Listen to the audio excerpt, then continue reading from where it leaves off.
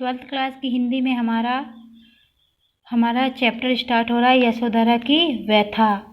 यानी यशोधरा की व्यथा मतलब क्या होता है। यशोधरा जो सिद्धार्थ की पत्नी थी, जब उनको वो छोड़ के चले जाते हैं तो उनके जाने के बाद जो वो दुख सहती है, उनकी व्यथाओं का वर्णन किया गया है, जो कविता के माध्यम से वो कहती हैं, अपने सखी को बताती हैं। इनका जिन्होंने लिखा है उनका कवि परिचय श्री गुप्त जी हैं,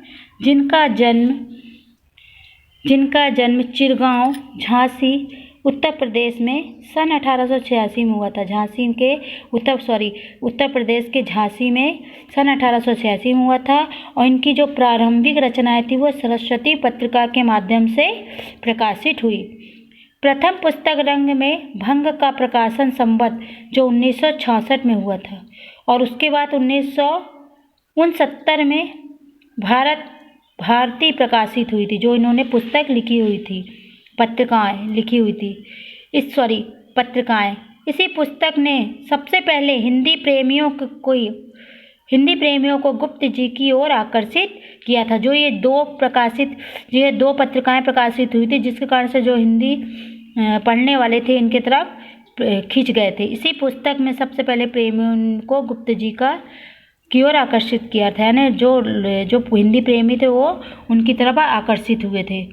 गुप्त जी ने 2 महाकाव्यों और 19 खंड काव्यों का प्रयण किया था, जैसे साकेत, यशोधरा, द्वापर, जय भारत, विष्णुप्रिया, जयभद्र आदि आपकी उल्लेखनीय रचनाएं थी, इन्होंने ये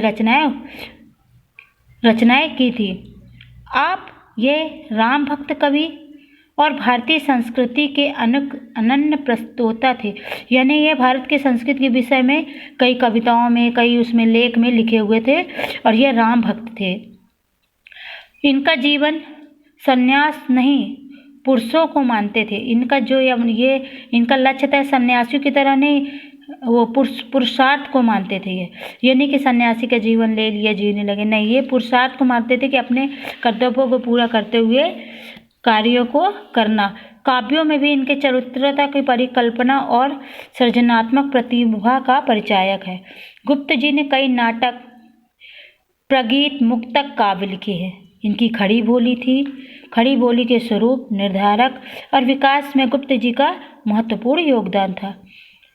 आज जिस संपन्न भाषा के हम अनायास उत्तराधिकारी हैं, उसे काव्य भाषा में पद प्रतिष्ठित करने वाले यही प्रथम कवि थे, मतलब खड़ी बोली को। और अनेक प्रकार की दृष्टि से इन्होंने छोटे बड़े छंदों का भी प्रयोग किया था, और नारी के प्रति इनका दृष्टिकोण अत्यंत श्रद्धा भाव रखते थे, और इनकी रचनाएं राष्ट्रीयता से ओतप्रोत रहती थी। इनको इसीलिए राष्ट्र कवि कहा जाता है। इसके बाद में बेटा हमारा केंद्रीय भाव, यानी इन्होंने जो इसमें कविताएं लिखी है उनका केंद्रीय भाव है कि जो सिद्धार्थ थे वो अर्धरात्रि को सोता हुआ अपनी पत्नी यशोधरा को अर्धरात्रि में सोता हुआ छोड़कर राजकुमार सिद्धार्थ स्वयं को साधना में यानी ज्ञान प्राप्त करने के लिए राजमहल से निकल जाते हैं। कवि ने यशोधरा की व्यथा को, विरह वेदना को अपनी कविता के माध्यम से प्रस्तुत किया गया है। यह कविता यशोधरा अपनी सखी को संबोधित करती है, अपने दुख को सखियों को बताती है। इस कविता में जो 6 ऋतुएं होती हैं, वैसे तो 3 ऋतुएं मानी गई है, परंतु हिंदी कैलेंडर के अनुसार तो 6 ऋतुएं मानी गई है, जिससे वर्णन का आचरण किया गया है। ऋतुएं आती हैं और जाती हैं, और वह विरहिणी की भांति ऋतु आती है, और वह जो पीड़ा को सहती हुई विरह की भांति तड़पती रहती है, जो दीपनों के माध्यम से बढ़ाती है। यशोधरा के विरह और सिद्धार्थ की तप साधना का तप ही ग्रीष्म की तपन है। वर्षा मानो सिद्धार्थ की करुण का प्रतीक है, और शरद सिद्धार्थ की शांत और शोभा को प्रदर्शित करते हुए यशोधरा के विरह को बढ़ाती है। शिशिर की ठंडी श्वासे प्रिय का शीतल स्पर्श ही है। इसी प्रकार कवि ने हेमंत, वसंत ऋतु और भी यशोधरा के विरह भाव को व्यक्त किया है। इस कविता में ऋतुएं ही विरहिणी की यशोधरा को और भी विचलित करती हैं, बल्कि ऋतुएं ही भी यशोधरा के विरह पीड़ित होकर अपने भाव दशाओं को बदल रही है। कविता में मानवीकरण का सौंदर्य बिखरा पड़ा है, यानी इस कविता के माध्यम से जो विरह की वेदना यशोधरा सहती हैं, उनको कविता के माध्यम से 6 ऋतुओं को लेते हुए जैसे जैसे ऋतुएं आती हैं तो यशोधरा और ज़्यादा पीड़ित होती है।